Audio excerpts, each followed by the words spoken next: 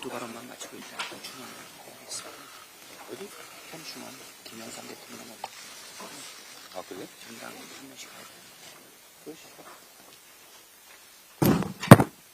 예. 우리 더불어민주당의 여러 계층과 부문을 대표하고 계신 전국위원장 10분과 함께 제1차 확대간부회의를 힘차게 시작하겠습니다. 첫 회의인 만큼 전국위원장님들을 소개해드리겠습니다. 먼저 이수진 전국여성위원장님 참석하셨습니다. 잠깐만. 소개는 그래 하지 말고 이래 합시다. 오늘 전국위원장들 선출된 후에 첫 공식 회의인데 그냥 말씀으로 가능하면 좀 너무 인원이 많아서 회의가 지연될 것 같아요. 우리 최고위원 발언은 좀 이따 하도록 하고 우리 전국위원장 발언부터 먼저 하는 걸로 그렇게 하겠습니다. 좀 가능하면 짧게 좀 다른 사람 배려해서 해주시면 고맙겠습니다. 저희가 사진 촬영도 먼저 하고 시작을 하기로 했는데요. 그럼 사진 촬영을 먼저 진행하겠습니다. 최고위원께서는 그대로 착석해 계시고요. 그 외분들이 뒷줄로 서서 사진 촬영을 진행하겠습니다. 다 같이 가는.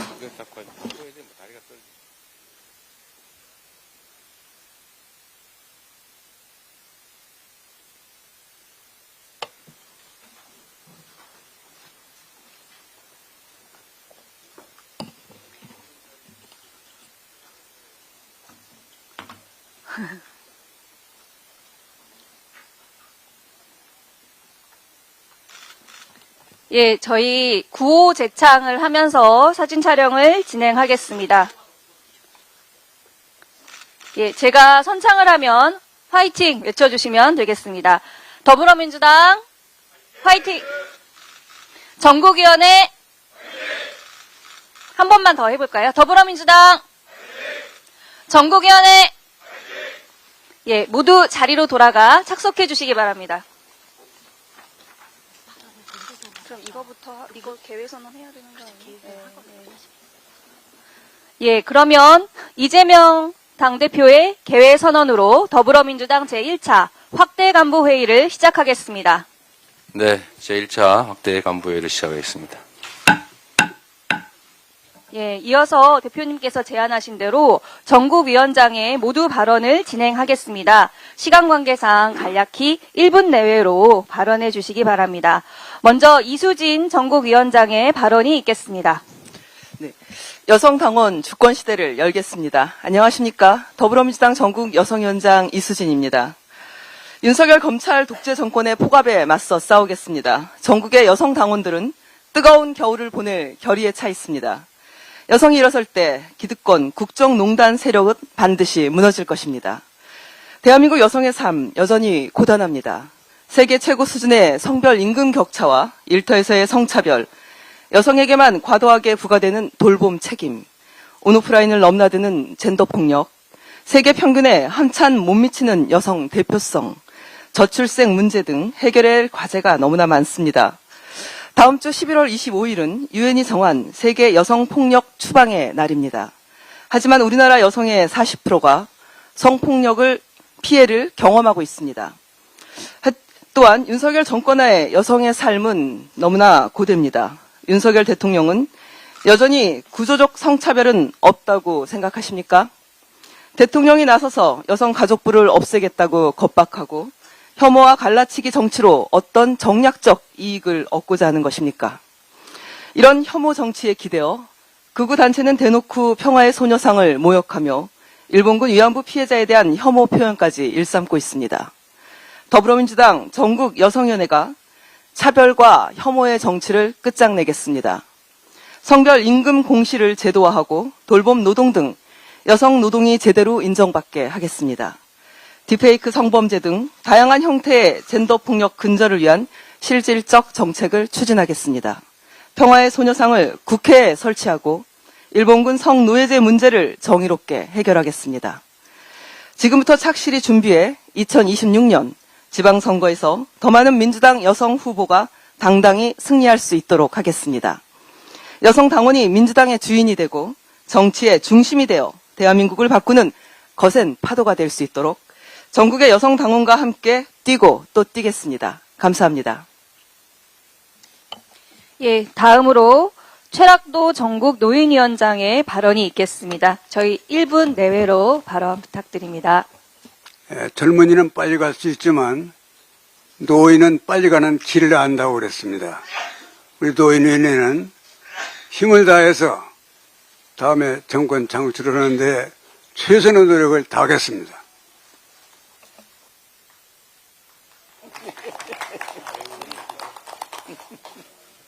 다음으로 모경종 전국 청년위원장의 발언이 있겠습니다. 최락도 노인위원장님께서 빨리 가는 길을 알려주셨기 때문에 빨리 가보도록 하겠습니다. 전국 청년위원장 모경종입니다. 대한민국 청년이 처한 현실에 대해서 그 중요성을 모르는 사람 아무도 없을 겁니다. 그러나 대한민국 정부는 청년에 대한 이해와 배려가 전혀 없는 것 같습니다. 대한민국의 미래를 짊어질 세대가 오늘도 역시 힘겹게 살아가고 있습니다. 정부가 저출생 대책으로 내세운 여러 가지 내용들을 보았더니 젊은 층에 대해서 세액공제를 하겠다고 합니다. 통계는 확인하고 내놓은 대책입니까? 젊은 층은 소득세 실효세율이 매우 낮습니다. 즉 애초에 세금을 많이 내지 않고 있습니다. 세금을 애초에 많이 내지도 않고 있는 젊은 세대에게 세액공제를 한다는 그런 사탕발림식, 고여주기식 정책 이제 그만하십시오. 정부 위원회를 한번 살펴봤더니 그 안에 청년 비율 역시 처참합니다. 국무조정실로부터 받은 자료에 따르면 221개 위원회 가운데 68.3%인 151개 위원회가 청년위원을 위촉하지 않고 있습니다. 예전부터 이런 말이 있습니다. 청년의 문제는 청년이 가장 잘 안다. 청년의 문제 해결책 제시도 청년이 가장 잘할 수 있습니다. 더 나아가서 한마디만 덧붙이겠습니다. 지금 대한민국이 처해 있는 대한민국의 문제도 청년들이 가장 잘 해결책을 제시할 수 있습니다. 창의력도 통찰력도 없는 보여주기식 정부의 청년 정책 정말 최악입니다. 민주당이 한번 보여주겠습니다. 더불어민주당 전국청년위원회가 어떻게 대한민국의 문제를 풀어나가야 되는지, 어떻게 하면 되는지 대한민국 문제의 해결 방안을 더불어민주당 전국청년위원회가 보여주도록 할 테니 한번 잘 보고 배우시고 벤치마킹 하시기 바랍니다. 골프장 가서 골프 치실 게 아니라 대한민국의 삶, 청년의 삶을 돌보십시오. 이상입니다. 다음으로 봉건우 전국위원장의 발언이 있겠습니다. 안녕하십니까. 더불어민주당 신임 전국 대학생위원장 봉건우 인사드립니다. 이 안부를 다시 여쭐 때가 온 것 같습니다. 다들 안녕들 하십니까? 내 가족이나 동료에 대한 연민을 담아 진심으로 서로를 걱정하는 말을 건네야 됐던 그때의 기억. 국가 공동체가 급격히 붕괴하고 최소한의 사회 안전망마저도 신뢰할 수 없었던 그때의 기억이 다시금 회상되는 요즘입니다. 동료 시민들의 안전을 묻는 그 인사 또한 한 대학 캠퍼스에서 처음 시작되어 들불처럼 전국으로 번졌습니다. 그리고 많은 시민들을 위로했습니다. 답답하고 절망스러운 현실 속 우리의 마음을 가장 잘 표현할 수 있는 절묘한 한마디였기 때문이었으리라 생각합니다.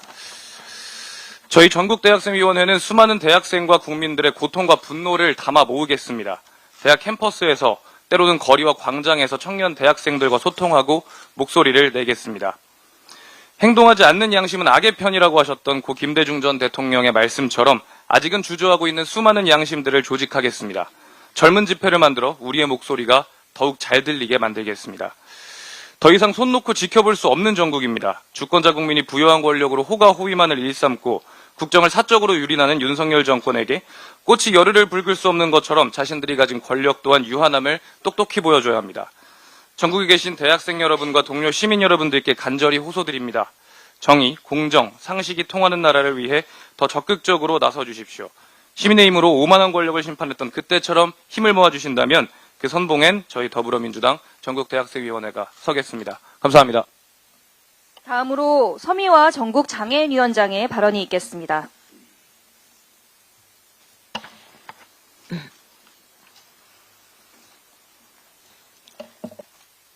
전국장애인위원장, 소리로 보는 시각장애인 국회의원 서미화입니다.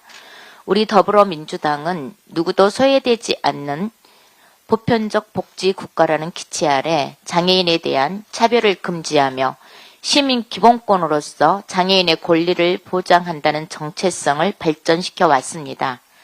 따라서 윤석열 정부의 복지 퇴행을 막고 민주당의 정신을 지키는 일은 전국장애인위원회에 주어진 시대적 소명입니다. 전국장애인위원장으로서 선출된 후 전국장애인위원회 준비위원회를 구축해서 조직 구성과 사업 논의에 박차를 가하고 있습니다. 나아가 시도당 장애인위원회와 상시적인 소통 체계를 구축하고 있습니다. 특히 더불어민주당 10만 장애인 당원 시대를 열어가는 데 힘을 모으겠습니다. 이는 다가올 지방선거와 대선 승리의 핵심 동력이 될 것입니다. 이를 위해 장애인 당원 확보를 위한 전국 시도당 시스템을 정비하고 시도당을 비롯한 시군구 장애인 지역위원회 위원장님들과도 긴밀히 소통하고 협력하는 조직을 구축하고자 준비 중입니다. 장애인 당원이 비장애인 당원과 차별 없이 활동하는 더불어민주당, 장애인 당원이 그 권리가 보장되는 더불어민주당 장애인위원회가 될 수 있도록 장애인 당원 주권 시대를 열어가겠습니다. 또한 전국 장애인위원장으로서 복지 예산 확보와 장애인 권리 신장을 위한 법제화에도 힘을 쏟고 있습니다. 제22대 국회 1호 법안인 교통약자 이동권 보장법과 장애인 권리 보장법 제정은 장애가 차별이 되지 않는 시대, 장애인이 시민으로 이동하는 시대를 활짝 여는 시작이 될 것입니다. 더불어민주당 장애인 당원이 함께하는 전국장애인위원회가 앞서서 그 길을 열겠습니다. 존경하는 당과 이재명 대표님을 비롯한 의원님들 그리고 위원장님들의 적극적인 지지와 관심을 부탁드립니다. 이상입니다. 다음으로 최초로 전국노동위원장의 발언이 있겠습니다. 예, 반갑습니다. 더불어민주당이 정당 최초로 도입해서 유일하게 운영하고 있는 것이 노동정책당원입니다. 우리 당 강령에 노동의 가치와 노동 존중을 의지를 천명하고 있다는 점에서 그 정체성을 반영하는 노동위원회 활동을 하고자 합니다. 어제 과거 대우조선해양 현재 한화오션입니다. 하청 노동자들과의 간담회를 가졌는데요. 현재 노동 현장에서 일어나고 있는 열악한 현실을 집약적으로 보여주는 사례였습니다. 무차별한 손배소와 상시적인 임금체불에 대해서 무관심한 원청, 노동법 2, 3조가 반드시 통과되어야 하는 필요성을 다시 한번 재확인하는 시간이었습니다. 뿐만 아니라 지난달에는 감사원이 공공기관의 운영 실태를 조사한다는 빌미를 삼아서 공공기관 노동조합에 대한 사찰을 시도한 바가 있습니다. 다행히 노동존중 실천단 의원님들께서 발빠르게 대처해서 무산시킨 바가 있습니다. 이렇게 권력을 유지하기 위해서 공권력을 남발하는 이런 사례로 우리 현장에 있는 노동자들과 국민들이 피해를 입지 않도록 우리 노동위원회가 노동존중 실천단과 함께 발빠르게 대처하고 현안 해결을 위해서 노력하겠습니다. 고맙습니다. 다음으로 임미애 전국농어민위원장의 발언이 있겠습니다. 네, 안녕하십니까. 전국농어민위원장 임미애입니다. 농민들이 거리에 섰습니다. 지난주에 한농연에 이어 이번 주에 농민의 길까지 쌀값과 한우값 폭락으로 시작된 농민들의 투쟁이 이제는 가장 시급한 민생은 윤석열 정부 퇴진이라고 한 목소리로 입을 모읍니다. 어제 농해수위에서는 이러한 농민들의 분노를 담아서 민생사법이라고 할 수 있는 4개 법안 개정안을 통과시켰습니다. 양곡관리법, 재해대책법, 재해보험법, 그다음에 농수산물 가격안정법. 농어민과 함께하는 농어민위원회가 되겠습니다. 현장의 목소리를 당에 잘 전달하고 정책을 만드는 그리고 민생투쟁에 늘 앞장서는 농어민위원회가 되겠습니다. 고맙습니다. 다음으로 민병덕 을지키는 민생실천위원장의 발언이 있겠습니다. 네, 약한 자들의 무기, 힘 없는 자들의 힘, 더불어민주당 을지키는 민생실천위원회 위원장 민병덕입니다. 지난 화요일 이재명 당대표님과 위원장 임기 시작 후 첫 상생 꽃달기 행사를 했습니다. 처음 피운 상생의 꽃 새송이가 100만 송이로 늘어날 때까지 갑과 을이 서로 돕는 상생 대한민국을 만들겠습니다. 어제는 을지로위원회 쿠팡 사장단 간담회를 통해 심야노동, 배달앱, 불공정 등에 관한 사회적 대화에 쿠팡도 참여하겠다는 뜻을 확인했습니다. 쿠팡이 제기한 노조와 일부 언론인에 대한 민형사 소송도 다음 달 취하하기로 했습니다. 갈 길이 멀지만 쿠팡이라는 유니콘의 뿌리, 약자를 찌르는 무기가 아니라 동반성장의 도구가 되도록 을지로위원회가 노동자 협력사와 끝까지 함께하겠습니다. 을지로위원회는 서민과 중산층의 정당, 국민의 기본적인 삶을 보장하는 기본사회를 꿈꾸는 우리 민주당의 정체성입니다. 억울함을 풀어주기만 하는 것이 아니라 억울할 일 없는 구조를 만드는 을지로위원회가 되겠습니다. 을들이 단결해서 갑과 상생할 수 있는 힘을 만들겠습니다. 고맙습니다. 다음으로 복귀왕 사회적경제위원장의 발언이 있겠습니다. 네, 사회적경제위원장 복귀왕입니다. 윤석열 정부가 경제를 계속 죽여가고 있는데 그 가운데서 사회적 경제 분야는 정말 더 죽이고 있습니다. 과거 2023년 예산에 비해서 내년도 편성된 예산은 3분의 1 토막 났습니다. 하지 말자는 겁니다. 투입 대비 성과로 보면 사회적 경제에 대한 투입이 정말로 효율적이다라는 이미 성과에 대한 판정이 났는데 그럼에도 불구하고 사회적 경제는 사회주의 경제다라고 하는 이상한 사고를 갖고 있어서 그런지 안 하고 있습니다. 현장 우리 사회적 경제 분야에 있는 분들은 너무 힘들어합니다. 그래서 그분들의 목소리를 함께 하면서 싸우겠습니다. 사회적 경제를 지키고 살리기 위해서 지금은 우리가 힘들지만 열심히 함께 노력해서 그 분야에 있는 분들과 정권교체 핵을 이뤄내고 그리고 2년 후에 있는 지방선거에서 지방 일꾼들이 공통으로 공약을 만들어서 지역경제의 사회적 경제의 활성화를 먼저 해내면서 우리 대한민국 사회의 사회적 경제를 활성화시키는데 우리 민주당 사회적경제위원회가 그 중심에 서겠습니다. 감사합니다. 마지막으로 오세희 소상공인 위원장의 발언이 있겠습니다. 네, 전국 소상공인 위원장 오세희입니다. 우리 경제가 근간이 흔들리고 있다는 지표는 많이 발표되고 또 보여지고 있습니다. 특히 소상공인 자영업자들은 피할 수 없는 벼랑 끝에 몰려 있습니다. 매출 진작을 위한 판로는 개척도 난관입니다. 유통의 온라인 옮겨가면서 디지털 환경에 적응하지 못하는 소상공인들이 도태되고 거대한 온라인 플랫폼에 갑질로 고통을 받고 있습니다. 최근 배달 플랫폼에 우리 사유 이슈가 됐지만 많은 갑질 관계로 어려움을 갖고 있고 특히 이 부분은 꾸준한 대응이 필요하고 또 저희도 정책을 만들어서 대응해야 된다고 생각합니다. 엊그제 행정안전위원회에서 더불어민주당 단독으로 지역사랑 상품권이 2조가 통과됐습니다. 저는 마지막으로 우리 경제를 활성화하고 소상공인 골목시장을 활성화할 수 있는 마중물이 될 수 있는 2조를 꼭 지켜서 지역사랑 상품권이 통과가 돼야 된다. 지원은 못하나마 상품권을 만들어서 시장 경제를 활성화하다는데 그걸 누가 어떤 정부가 마다하겠습니까? 저는 이해가 안 되는 부분입니다. 우리 당일에도 꼭 이 부분에 집중해서 지역사랑 상품권은 대응을 해야 된다고 생각합니다. 소상공인 골목상권은 현장에 답이 있습니다. 그래서 기본에 충실해서 지속적으로 어려운 부분을 풀어가면서 제도 개선을 촉구하고 당과 많은 대화로 소통하겠습니다. 감사합니다. 다음으로 우리 당 지도부의 모두 발언을 진행하겠습니다. 먼저 이재명 당대표의 모두 발언이 있겠습니다. 많은 분들이 말씀하고 계시지만 경제를 살리는 것이 가장 중요합니다. 우리 전국 위원장 여러분 함께 하게 돼서 참으로 반갑습니다. 어제 경제인 협회에서 국내 여러 대기업 사장단과 함께 긴급 성명을 발표했습니다.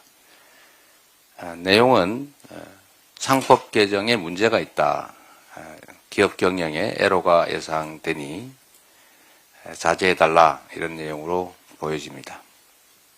그런데 한편으로 개인 투자자들, 소액 투자자들은 신속한 상법 개정을 강력하게 요구하고 있습니다. 구체적으로 2015년에 삼성물산 합병, 또 2021년에 LG화학의 물적 분할, 2024년에 SK이노베이션 합병, 그리고 두산밥캣 포괄적 주식 교환, 이런 사례들을 통해서 소액주주들의 실질적 가치를 훼손하는 일이 계속 벌어지고 있습니다. 우량주인 줄 알고 샀는데 이런 여러 가지 기술 발휘를 통해서 갑자기 우량주가 불량주로 전락하니 주식시장에 대한 신뢰가 생길 수가 있겠습니까? 지배경영권 남용으로 인한 주식시장의 악화를 더 이상 방치할 수 없다는 국민적 여론도 분명히 있습니다. 그런데 일방적으로 주장하고 또 다툴 것이 아니라 우리 국민들이 지켜보는 가운데 공개적 토론을 통해서 과연 누구 주장이 옳은지 또는 쌍방의 주장을 통합해서 합리적인 결론에 이를 방법은 없는지를 토론해 볼 필요가 있겠습니다. 그래서 오늘 상법 개정과 관련된 양측의 양 입장의 공개 토론을 제가 제안드립니다. 우리 민주당이 제가 직접 토론을 함께 참여해 보고 또 정책위 의장 등을 포함한 쌍방의 입장들을 다 취합해 본 다음에 우리 당의 입장을 확실하게 정리하도록 하겠습니다. 저는 언제나 그렇게 믿습니다. 사람이 만든 문제는 사람이 해결할 수 있다. 우리 사회에 소액 투자자들을 보호해야 된다는 점에 반대할 사람은 없습니다. 다만 그 방법을 두고 어떤 길로 가야 될지에 이론이 있을 뿐입니다. 얼마든지 타협할 수 있고 합리적 방안을 찾을 수 있다고 보니까 우리 기업계에서도 또 투자자 측에서도 신속하게 이 공개 토론에 응해 주시길 부탁드립니다. 삼권 분립, 이것은 민주공화국 대한민국의 가장 중요한 기본 질서입니다. 특히 이 중에서도 사법부의 독립성 보장이야말로 민주주의와 법치주의의 가장 근간입니다. 행정부와 입법부 내 정치 세력이 다툰다고 할지라도 사법부의 독립성은 철저히 보장되어야 됩니다. 저는 헌법에 따라서 민주주의와 인권을 지켜온 대한민국 사법부를 믿습니다.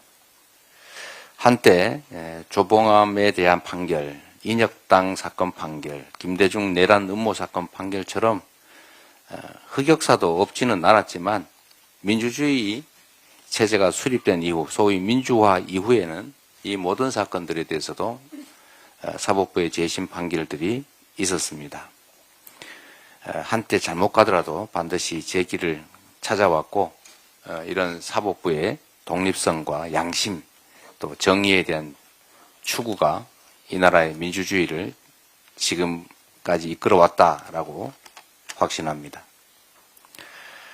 실제적으로 보더라도 지금 문재인 정부에서도 이 무도한 검찰들이 2018년 12월에 저를 4건의 허무맹랑한 사건으로 기소한 바가 있습니다. 여러분이 이제는 어쩌면 잊어버렸을지도 모르겠는데 제가 멀쩡한 친형을 강제 입원시켰다는 회개한 있지도 않은 사실을 가지고 저를 기소했습니다. 그뿐만이 아니라 대장동 개발에서 5,503억 원을 벌었다라고 제가 주장하고 공보물에 실었다는 이유로 왜 벌었다라는 과거 표현을 썼냐. 아직은 100% 들어온 건 아니고 들어오는 중 아니냐. 라고 하는 이런 회개한 이유로 과거형 표현을 문제 삼아서 기소했습니다. 그뿐만 아니라 왜 억울하다고 말했느냐. 검사 사칭 사건에 대해서 유죄 판결이 났음을 인정했다고 해도 아무 소리 말아야지. 누명 썼다. 억울하다. 이렇게 말한 것 자체가 허위사실 공표다. 이거 또 기소하지 않았습니까? 무려 2년 동안 제가 저 법정에 끌려다녔지만 잠깐의 우여곡절을 거쳐서 결국 사필 규정해서 제자리를 찾아준 것도 대한민국의 사법부였습니다.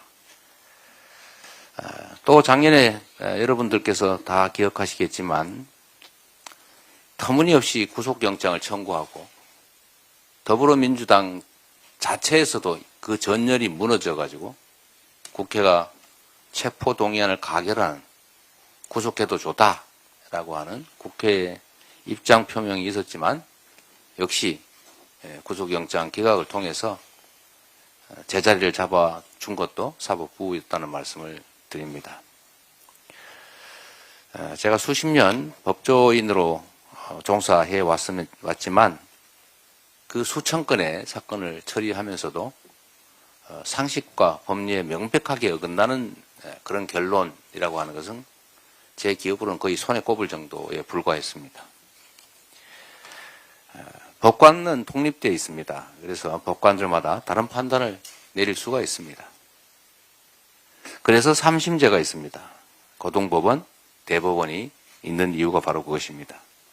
제가 현실의 법정이 2번 남아있다라고 말씀드렸던 이유기도 합니다. 판결에 대해서 비판할 수 있습니다. 잘못된 건 잘못됐다고 말할 수 있는 게 또 민주주의입니다. 정당한 의견 표현입니다. 그러나 이를 벗어나서 사법부 전체를 싸잡아 비난하는 그런 일들은 바람직하지 않다라는 말씀을 드립니다. 양심적이고 정의감이 투철한 유능한 법관들이 훨씬 더 압도적으로 많다 이 말씀을 드린 바입니다.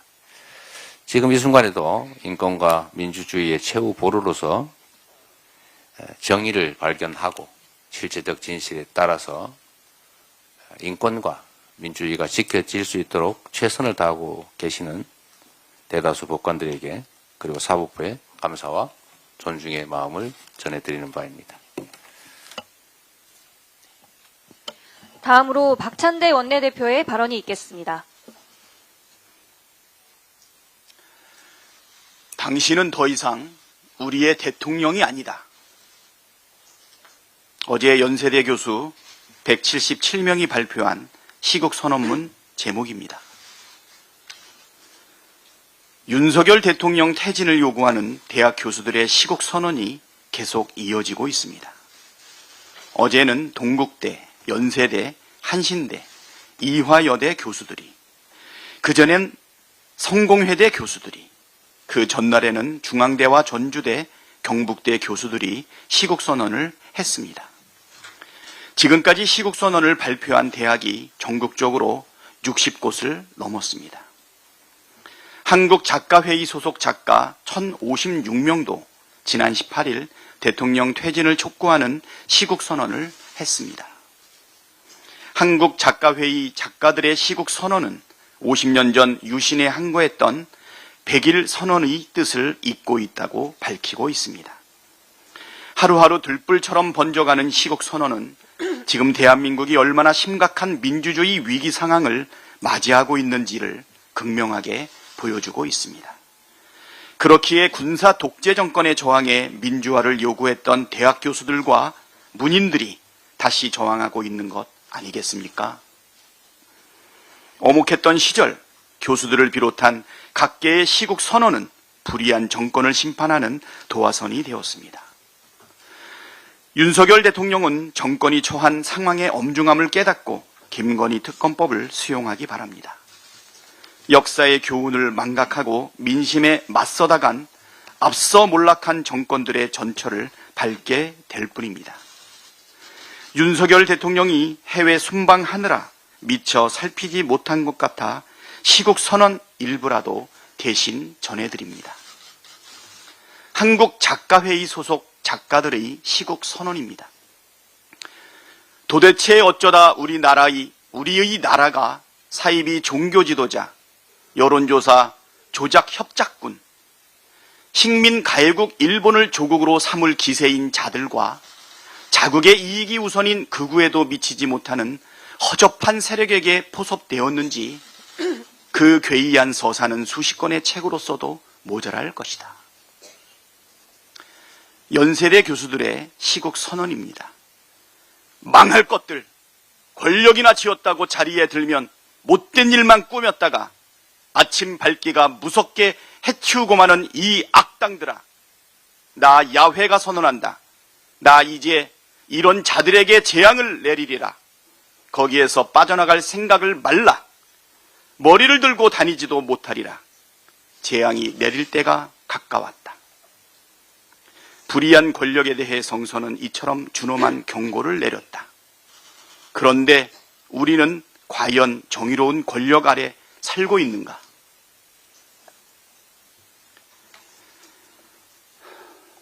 군 검찰이 박정훈 전 해병대 수사단장에게 징역 3년을 구형했습니다. 박정훈 대령에게 괘씸죄를 뒤집어 씌워 수사 외압의 진실을 가리겠다는 의도가 빤한 구형입니다. 군 검찰의 행태가 정적 제거의 혈안이 된 정치 검찰과 판박이입니다. 해병대원의 억울한 죽음의 진실이 밝혀지는 것이 그렇게 무섭습니까? 드러나면 절대 안 될 엄청난 비밀이라도 있습니까? 민주당은 해병대원 국정조사로 진실을 밝혀내고 최해병과 박정훈 대령의 억울함을 풀도록 하겠습니다. 이상입니다. 다음으로 김민석 최고위원의 발언이 있겠습니다. 시국선언에 불이 붙었습니다. 연세대 교수 선언은 악한 권력에 재앙이 내릴 거라는 성경 구절로 시작합니다. 박정훈 대령의 1심 선고가 1월입니다. 최해병의 정의가 서는 것이 군법 3심의 결말일 것입니다. 섭리를 누가 막겠습니까? 내년 봄엔 민주주의 만세, 정권 퇴진 만세를 외치는 온 국민의 선언이 진동할 것입니다. 국민 대행진을 이끌어 주실 국민과 당원을 믿습니다.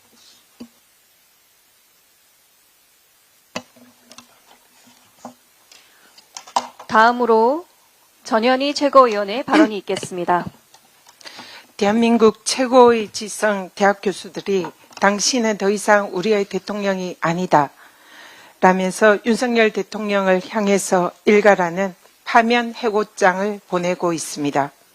보수의 성지 대구와 경북 그리고 87년 민주항쟁 도화선인 이한열 열사의 모교 연세대까지 전국 60여 개 대학 교수들이 한 목소리로 외칩니다. 윤석열 대통령은 국민 주권의 외침이 거리를 메우기 전에 탄핵의 바람이 거세게 휘몰아치기 전에 스스로 물러나라. 국민의 경고를 무시한 대통령은 언제나 역사의 준엄한 심판을 면치 못했습니다. 대학 교수들이 인용한 성경 구절로 윤석열 대통령에게 경고합니다. 빠져나갈 생각을 말라. 머리를 들고 다니지도 못하리라. 재앙이 내릴 때가 가까워졌다. 윤건희 부부의 공천개입 범죄 정황이 사실로 밝혀지고 있습니다. 윤건희 부부를 앞세운 명태균 씨의 공천 장사가 최소한 10명이라는 증언까지 나왔습니다. 가히 윤건희 마트, 국민의힘 공천 박앤세일이라고 불러야 합니다. 대통령의 공천 개입은 헌법재판소 판례에도 명시된 대통령 탄핵 사유 범죄입니다. 박근혜 대통령에게 공천 개입 혐의로 징역 8년을 구형한 장본인은 바로 윤석열 대통령입니다. 검찰에게 경고합니다. 대통령 탄핵 범죄 혐의를 꼬리 자르기 수사로 오물쩍 넘어가려 하다가는 검찰 탄핵을 면치 못할 것입니다. 군 검찰의 박정훈 대령 징역 3년 구형을 국민과 함께 경노합니다. 윤석열 대통령의 경로에 스스로 양심을 팔고 굴종한 군 검찰의 비겁한 법정 폭력입니다. 군 검찰의 억지 논리라면 이순신 장군도 항명죄로 명령 불복종 혐의로 기소할 판입니다. 제3자 최해병 특검을 약속한 한동훈 대표는 일말의 양심이라도 남아있다면 최해병 국정조사에 적극 협조하십시오. 정의로운 참군인 박정훈 대령은 반드시 승리할 것입니다. 더불어민주당이 끝까지 함께 하겠습니다. 필승! 다음으로 한준호 최고위원의 발언이 있겠습니다. 네, 사법부를 존중합니다. 하지만 지난주 이재명 대표의 공직선거법 사건 1심 판결을 보면 도저히 좀 수긍하기 어려운 부분이 있습니다. 당시 재판부가 왜 대법원 전원 합의체 판결 취지를 따르지 않았는가 하는 부분입니다. 법률 최고 해석기관인 대법원은 이미 공직선거법 250조 1항의 대상이 되는 행위의 범위에 대해서 구체적인 기준을 제시하고 있습니다.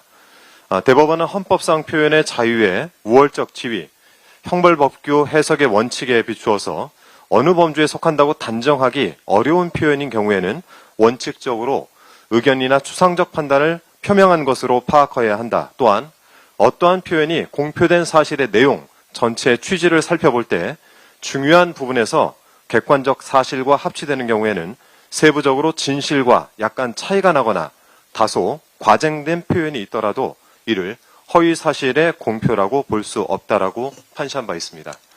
그런데 1심 재판부는 이를 사실상 무시한 판결을 내렸습니다. 판결문은 유권자에게 주는 인상을 여러 차례 언급하면서 판단의 기준으로 삼고 있습니다.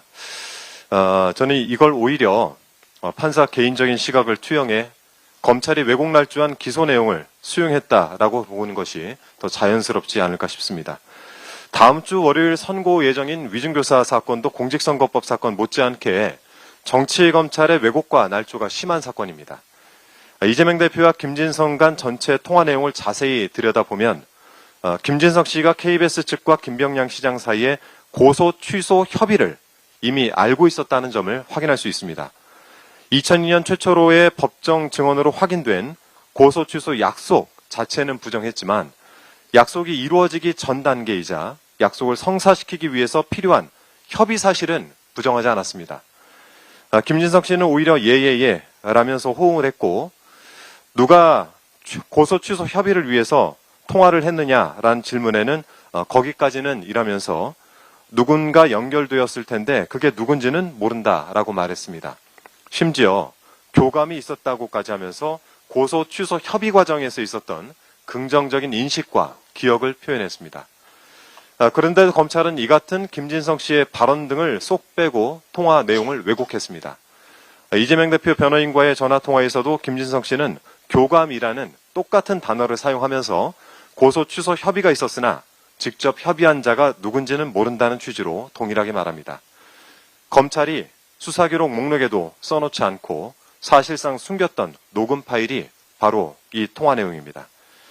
아울러 김진성 씨가 김병량 시장의 고소 대리인이자 수행비서로서 김 시장과 내밀한 사이였기에 이 협의 사실을 모를 수 없는 지위였던 점까지 감안한다면 김진성 씨에겐 고소 취소 협의에 대한 기억이 있었던 것이 분명합니다. 따라서 김진성 씨의 법정 진술 역시 기억에 반하는 허위 진술이라고 할 수 없어서 위증이 아니고 또 이재명 대표의 위증 교사죄도 성립되지 않을 것입니다. 오는 25일 법원에 현명하고 공정한 판단을 기대하겠습니다. 이상입니다. 다음으로 김병주 최고위원의 발언이 있겠습니다. 군 검찰이 기어코 박정훈 전 해병대 수사단장에게 징역 3년을 구형했습니다. 국가의 최후 보류라고 하는 군, 이러한 군의 사법체계마저 무너지고 있습니다. 너무나 분노스럽습니다. 군의 사법체계가 무너지면 군의 사기와 전투력 약화로 기결됩니다. 이 사건은 대통령의 외압 의혹과 연루되어 있습니다. 또 군 검사와 군 판사의 인사권을 가지고 있는 국방부 장관도 연루된 의혹이 있습니다. 그러니까 군 검찰이 진실을 왜곡하면서까지 대통령과 국방부 장관 방탄을 위해 항명죄 최고형을 구형한 것으로 보입니다. 애초 군 검찰은 박정훈 전 단장을 집단 항명 수괴죄로 수사관 임명을 항명죄로 입건한 바 있습니다. 군 검찰은 당시 이들 3명이 전화를 안 받았다는 이유로 집단 항명 수괴죄와 항명죄를 적용했습니다. 역대급 코미디입니다. 이런 비상식적인 수사에 국민적 공분이 일자 군 검찰은 슬그머니 박정훈 대령에 대한 집단 항명 수괴죄를 항명죄로 낮추고 수사관 임명은 사건에서 배제했습니다. 이처럼 그동안 군 검찰의 형태는 억지 중의 억지, 베스트 오브 억지였습니다. 특히 항명죄 최고형 구형은 앞으로 용산 눈치만 봐가며 행동하라는 정군을 향한 압박이자 협박으로 읽혀집니다. 박정훈 전 수사단장은 법과 규정에 따라 진실을 밝히기 위해 노력했을 뿐입니다. 군의 투명성과 공정성을 지키기 위한 행동입니다. 이러한 정당한 수사가 어떻게 항명으로 둔갑할 수 있다는 말입니까? 무서워서 앞으로 제대로 군생활을 할 수 있겠습니까? 이번 군 검찰의 비상식적인 구형은 국민의 불신만 높일 뿐입니다. 상식적인 수사를 위한 국정조사와 공정한 수사를 위한 특검만이 유일한 해법입니다. 민주당은 박정훈 전 수사단장과 함께 정의가 살아있음을 증명하겠습니다. 일본 정부가 사도광산을 세계유산으로 등재하면서 추도식을 약속한 바가 있습니다. 그러나 이번 주말에 예정된 추도식은 민간 행사로 격이 낮아졌습니다. 일본 정부가 약속했다면 정부가 주관해 추도식을 치르는 게 상식적이고 책임 있는 모습입니다. 게다가 강제징용에 대한 반성이나 사과도 없습니다. 이런 일본의 정부의 태도는 역사적 진실을 외면하고 강제징용 피해자와 그 유족의 아픔을 무시하는 처사입니다.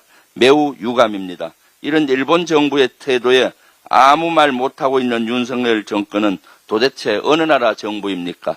중요한 건 일본의 마음, 중일마 때문입니까? 윤석열 정권이 강력한 외교적 대응으로 항의하지 않는다면 중일마 발언은 실수가 아닌 진심이라는 걸 다시 한번 입증하는 것이라 다름없습니다. 민주당은 일본 정부의 역사 왜곡과 반성 없는 태도에 대해 강력히 규탄하며 윤석열 정부의 적극적인 문제 해결을 촉구합니다. 이상입니다. 다음으로 이현주 최고위원의 발언이 있겠습니다. 네, 아무쪼록 법원이 선거법 재판을 둘러싼 사정을 큰 틀에서 공정하게 봐주길 바랍니다. 개개의 사실관계는 변호인들이 다툴 것입니다. 그러나 대한민국 헌법기관으로서 사법부가 재판에 임할 때 나무보다 숲을 봐주길 당부드립니다. 이 사건은 개개의 지방의원이나 국회의원의 선거법 위반 사건이 아니라 대한민국의 최고 국정 책임자인 대통령 선거에 관한 사건입니다. 당사자의 피선거권 문제도 있지만 그를 지지하고 기대하는 절반의 국민들의 참정권과 선택권을 보장하는 문제도 있습니다. 그리고 이미 그 대선이 끝난 지 3년이 다 되어가는 지금 차기 대선의 경쟁이 이미 시작되었는데 이제 와서 오래전에 발언을 두고 패자로부터 차기 대선에 출마할 기회를 원천 박탈하는 게 과연 합당한지 승자의 숱한 반칙은 당선되면 그만이라 눈 감아버리고 패자의 반칙만 문제 삼는 것. 그래서 실은 사실상 무효였던 선거에서 패자의 몇 마디 발언을 두고 그 피선거권을 박탈하는 것은 저는 헌법상 평등원칙, 비례의 원칙, 과잉금지의 원칙 위반 그리고 참정권 침해란 생각을 합니다. 대선이란 게 국가의 헌법 수호자를 선출하는 선거이고 국민들에게 엄청난 영향을 미치는 사건인 만큼 개개의 행위에 대한 탁상적 평가보다 재판의 결과가 큰 틀에서 얼마나 헌법 정신에 부합하는가를 따지는 것이 선행되어야 한다고 생각합니다. 그렇지 않다면 우리는 후보의 개개 행위에 대한 판사 개인의 세세한 평가와 결론이 대한민국의 헌법 정신을 뛰어넘는 주객이 전도된 결과를 마주하게 됩니다. 이 표를 좀 봐주시면 이게 과거 10년간의 주식시장의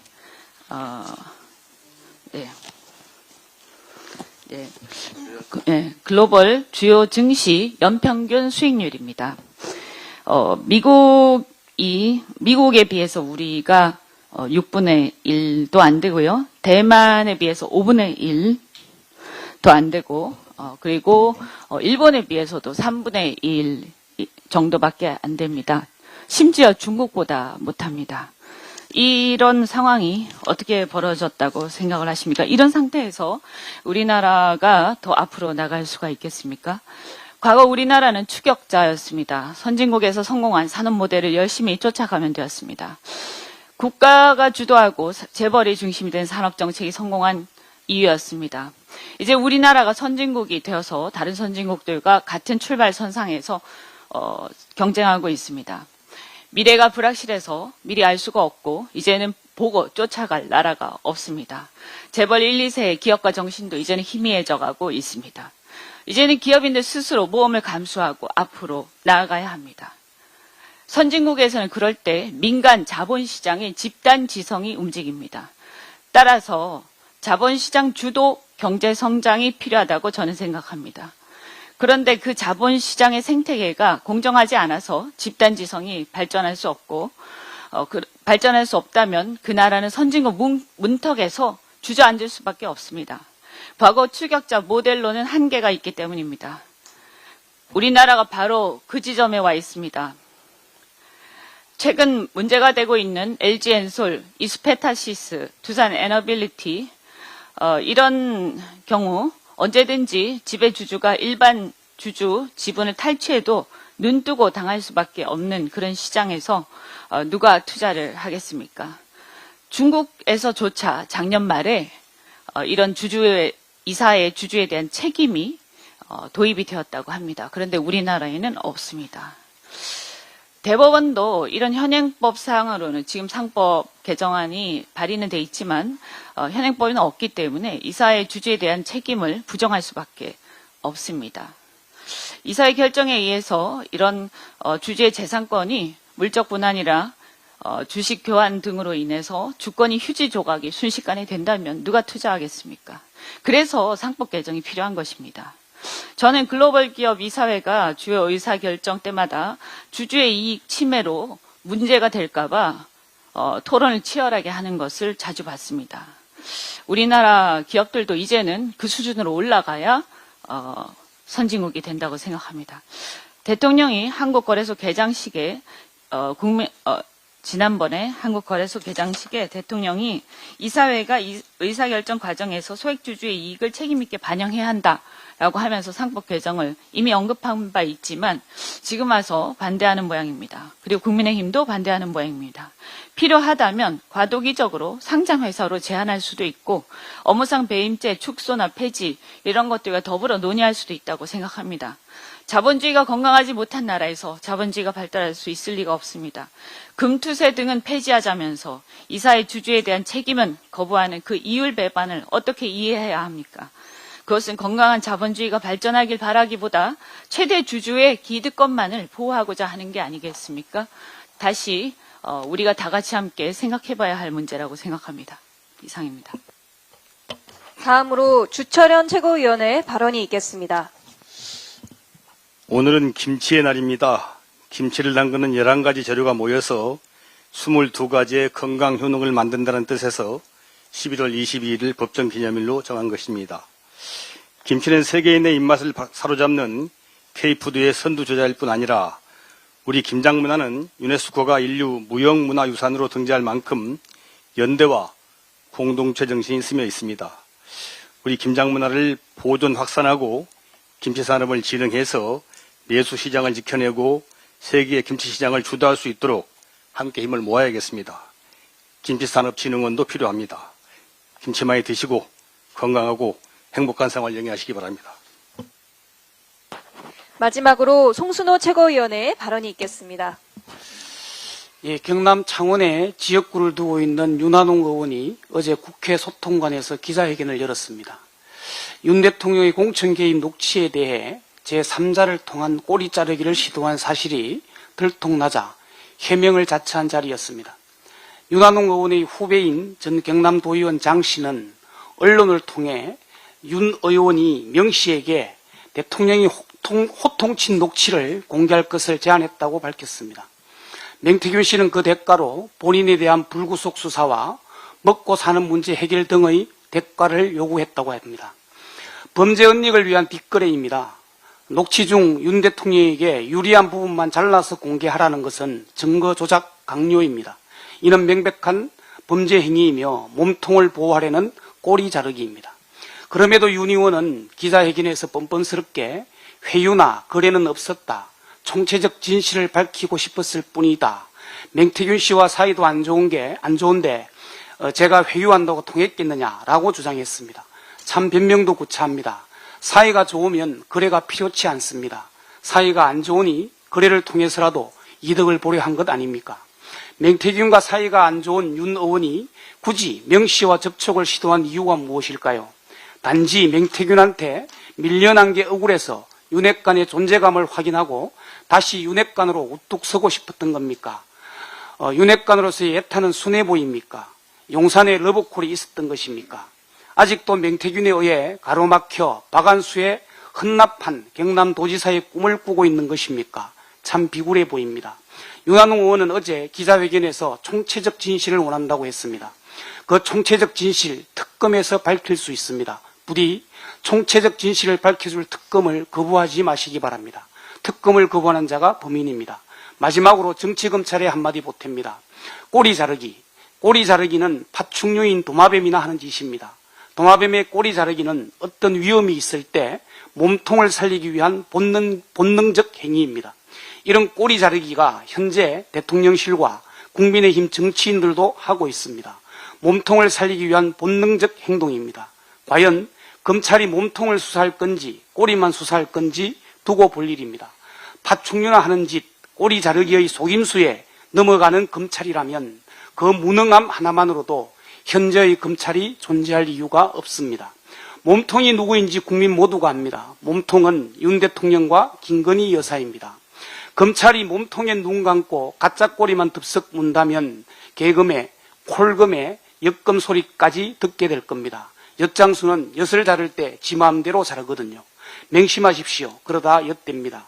검찰은 가짜 꼬리에 현혹되지 말고 몸통 수사 제대로 하기를 엄중 경고합니다. 이상입니다. 이상 발언을 모두 마치고 회의를 비공개로 전환하겠습니다. 언론인 및 보좌진 여러분의 협조를 부탁드립니다.